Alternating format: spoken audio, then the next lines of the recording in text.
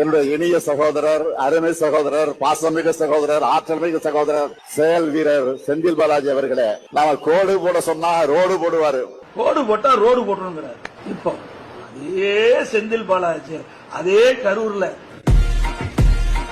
செந்தில் பாலாஜி கரூர் மாவட்டத்தை தன்னுடைய கட்டுப்பாட்டுல வச்சிருக்கிறாரு. கட்டுப்பாடுனா கொள்ளையடிக்கிறதுல, ஊழல் செய்யறதுல, லஞ்சம் வாங்குறதுல, ஆள் கடத்தல், நில அபகரிப்பு புகார்கள் எல்லாம் இன்னைக்கு நீதிமன்றத்தில் இருக்கு. பேருந்துகளுக்காக ஒரு கருவி வாங்கினாங்க. அந்த கருவியில ஊழல் நடந்திருக்குன்னு சட்டமன்றத்தில் நான் தான் ஆதாரத்தோடு எடுத்து பேசினேன். இது வரைக்கும் முறையான மறுப்பு கிடையாது. இப்ப அதுக்குள்ளேயே புனிதமாயிட்டாரா? அவரே ஊழல்வாதின்னு சொன்ன பிறகு அந்த ஊழல்வாதிக்கு இவர் எப்படி அமைச்சர் கொடுத்தாரு? ஏன் அந்த கட்சியில வேற ஆளே இல்லையா? மூத்த தலைவர்களே இல்லையா? கொடுப்பதை கொடுத்து பெறுவதை பெற்றார் திரு செந்தில் பாலாஜி.